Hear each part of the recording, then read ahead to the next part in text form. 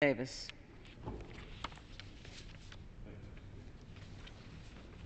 Thank you, Mr. Speaker, and I want to thank the gentlewoman from Ohio not only for yielding but for convening this discussion this evening.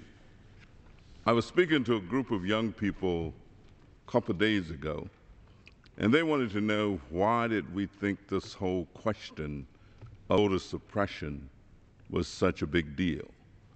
This is, but don't everybody have the right to vote? And of course, it was necessary to convey to them some of the experiences that people like Representative Lewis and others have had. All of us recognize from a historical perspective the evolution of development of our country. Of course, when we started, there were only a few people who actually had the right to vote. And they were the individuals who made most of the decisions. Ultimately, we fought a war. And after the war, we saw the expansion of opportunity. And yet, there were millions of individuals who were denied the same opportunities that others had. People often ask about southern states. And you don't pick up on any state, but I remember reading the history of Mississippi, where in 1890 the state of Mississippi devised a system that effectively disenfranchised most African Americans or blacks who were there and adopted a system that other states picked up. But you got to remember that at that time, African Americans made up 58% of the population in the state of Mississippi. And they elected delegates, and the delegates who were elected, 134, consisted of 133 white men and one black or one African American. I am afraid, and I wish that wasn't so, that there are cynical efforts to manipulate and control and prevent individuals from having the opportunity to exercise the most important franchise in a free and democratic society, and that is the right to help make decisions. And sometimes it's done in so many ways. There's an old saying that if you fool me once, shame on you. Fool me twice, shame on me. There are places where the polling places just got changed.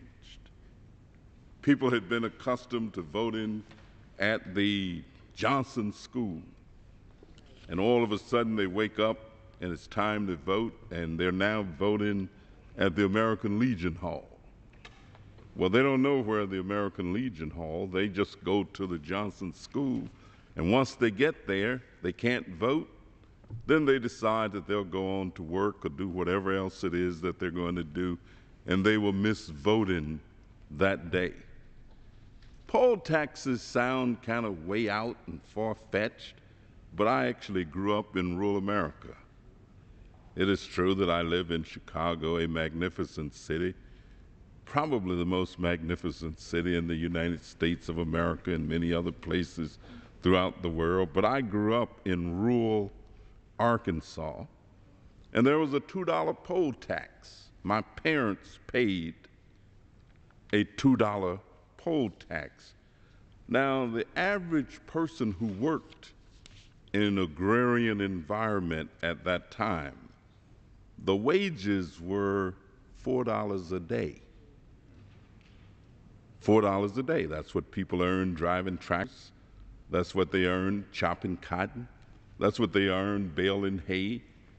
And to take $2 out of $4 that you might earn working a whole day to go and get registered to vote, well, that meant for all practical purposes that many of the people, not just African Americans, mind you, But many of the people who were low income were not going to participate because they couldn't afford to pay $2 to register to vote.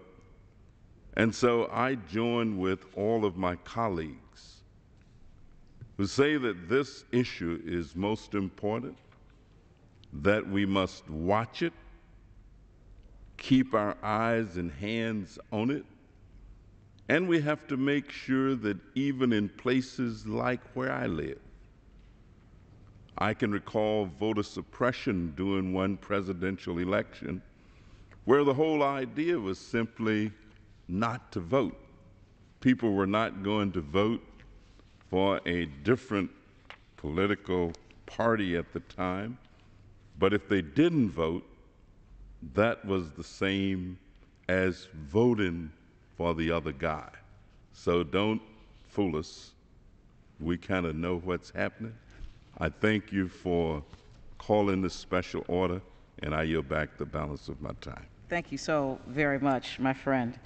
I now yield